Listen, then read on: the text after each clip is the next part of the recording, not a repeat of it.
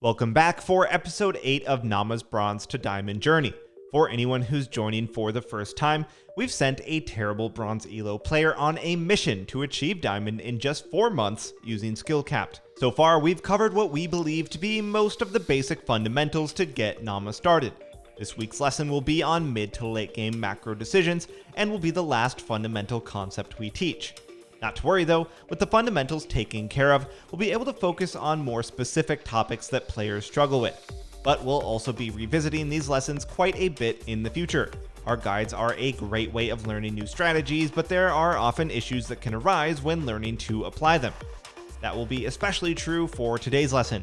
We can't possibly expect him or you to become macro gods with a single guide, but we can get you started and then talk about common issues that players face later on.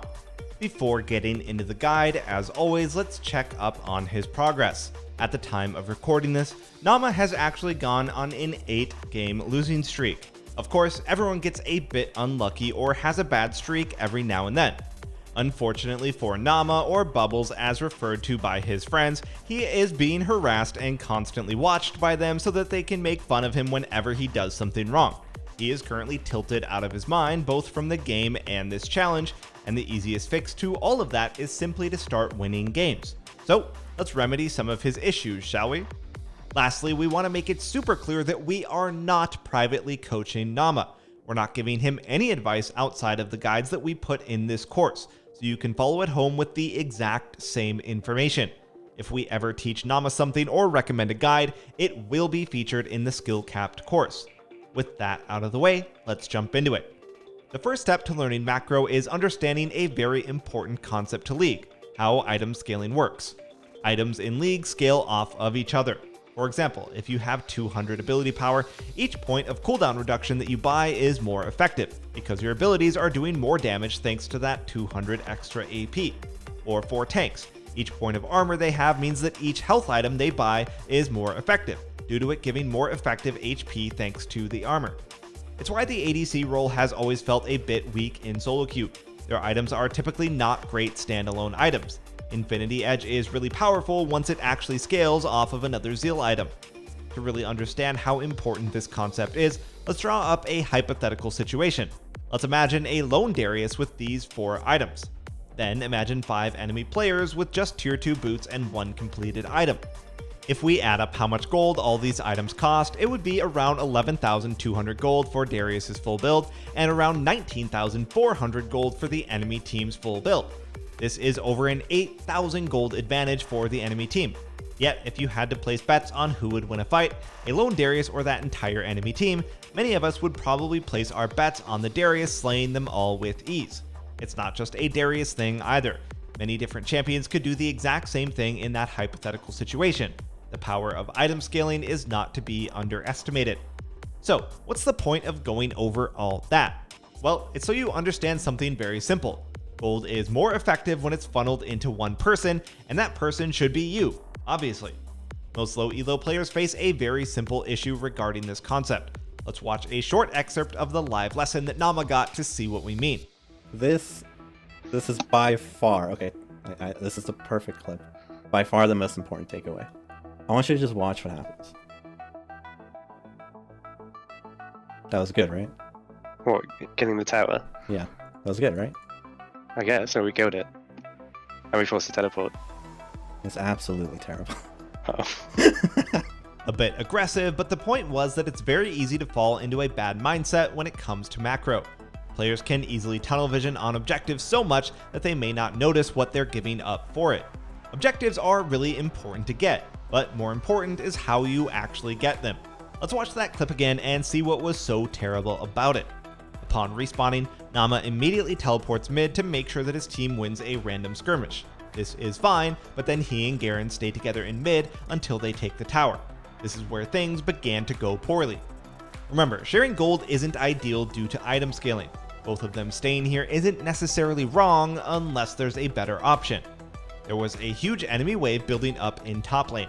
Either Nama or Garen can go claim that, while the other continues to push in mid to get the tower. That way you're getting literally double the amount of gold and experience from minion waves while also not sharing any of it with anyone, which is ideal. In fact, we think Lilia was the smartest player here. She realized that she wasn't needed since they just killed 4 people and instead went to deny enemy jungle camps. That was actually a very smart play. Of course, there's an immediate concern. Malzahar teleported mid as they were finishing the tower off. If either Garen or Ahri had left, that tower wouldn't have gone down, so it was the correct decision to stay together, right? No, that tower gave each of them 175 gold when taken down. Throughout this whole period, tons of enemy creeps were just dying up in the top lane. Around 5 waves of minions were lost, which is over 600 gold, not even counting the experience. But killing the tower is worth more than 600 gold, isn't it? That way you can set up better vision control around that area and set up flanks. Here's a genuine question for you all. What's more reliable to carry? The fantasy that your low elo teammates are going to appropriately play around that tower being down and set up picks in that area, or you just getting your 4 items faster than everyone else and one-shotting any player who comes near you? The answer should be pretty obvious. And that's the main problem in low elo. Players are very quick to path toward mid and just sit there with each other sharing everything, making themselves weaker than they should be at every single stage of the game. Simply put, you should be either in mid alone or rotating to the side lane to avoid being around other players most of the game. This is how the game is played appropriately in order to not share gold. Of course, you should definitely look to group when something worth fighting for comes up, such as Dragon. But even then, good players actually do subtle things before grouping, which increases the likelihood that they'll win the game. We'll cover that in just a moment. At skill capped, we definitely recommend side laning or split pushing in a lot of our guides. But we often receive concerns, such as, what if my teammates just die while I'm splitting? Or what if they have a fed assassin? I can't go to side lane without dying. These are valid concerns, but definitely shouldn't prevent you from learning how to side lane appropriately. And let's start with the first. It can feel incredibly demoralizing when your team dies while you go off to farm some side waves, but it's actually not as big of a deal as you think it is, especially in low elo. Remember how sharing gold is bad? Well, that's naturally what occurs to the enemy team if your team is to die while you split. Hector constantly plays in low elo. Let's watch an example from one of his recent games. Just like you, he has feeding teammates all the time. As he tries to split push, 3 of his allies die, but it's actually not that big of a deal due to his farming. At the start of the clip, he begins with 1200 gold, and after taking the tower, he finishes with 1900 gold, gaining a total of 700. Let's count how much gold the enemy team got. Riven got a kill for 300 gold, Varus got a kill and immediately died, so he got around 300 gold, Akali got the 3rd kill for 300 gold. Lastly, Riven and Set shared tower gold and a minion wave, so each of them got around 250 gold. Yes, out of all of that, the enemy team likely got more gold total, but the player in the game who got the most gold funneled into themselves individually was Hector, and that was literally in one of the worst possible outcomes where most of his team died. Imagine if you're side laning properly and your team doesn't die. The lead that you'll be getting will be much more meaningful. The point of that game was that despite having a feeding team, because Hector side laned properly and funneled a ton of gold onto himself, he was able to carry teamfights relatively easily due to how strong he was. Okay, so your team dying doesn't matter that much, but what about assassins? Well, there's a very simple solution for that. Map awareness. If you're against a threatening assassin, just wait patiently till you see them on the map, then go to the opposite side of the map from them. That's it. But there's an even simpler solution to that in low elo. The beauty of side laning and why it's so powerful is that other players don't do it. In low elo, you don't have to play correctly because your opponents are not very good and don't know how to farm properly.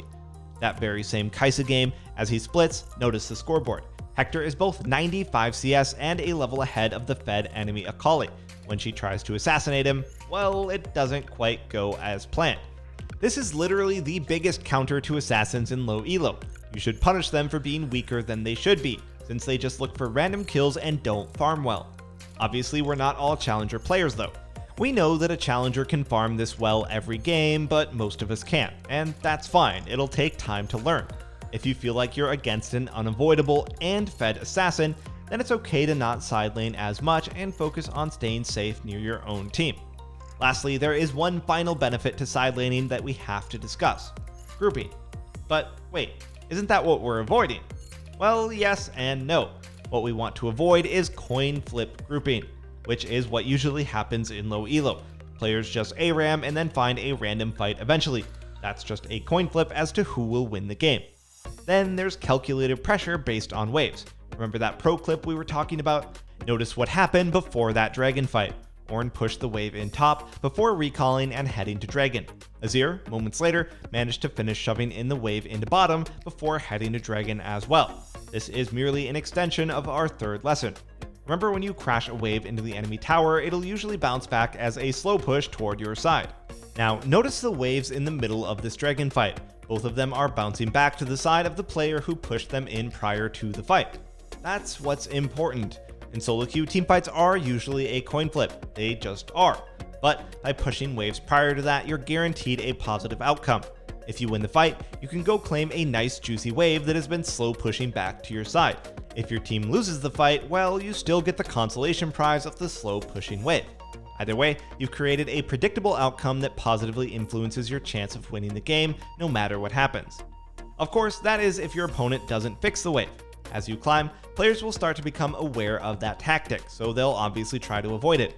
As soon as you crash a wave into their tower, your opponent should fix the wave by shoving it all the way into your tower. Then you fix the wave yourself, and so on. The important bit here is that while one of you is fixing the wave, the other is roaming, trying to force a fight with a numbers advantage. Basically, mid-game macro is very simple. You look to push in waves, and if your opponent doesn't react, then you'll get a bounce back and profit in the long run. If they do, you can force a numbers advantage while they fix the wave. Of course, there is nuance to this when two players are actively trying to stop each other from doing this, but we're not quite there yet, and we'll cover that later on. Alright, let's cool things down with our weekly quiz. Question number 1. We haven't specifically covered this, but maybe you can guess based on previous lessons. Which minion should the minion dematerializer rune most commonly be used on?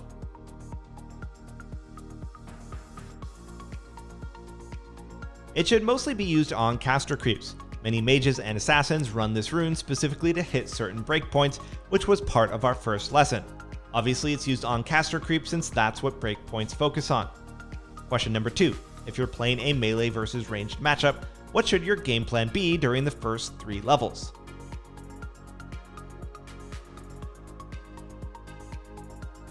It should be something along the lines of giving up CS while you're weak during level 1 and 2, and then look for an all-in while you're still healthy during level 3 is what we're looking for. Anyway, that's going to wrap it up for today. Thanks so much for watching, everyone, and we'll see you next week.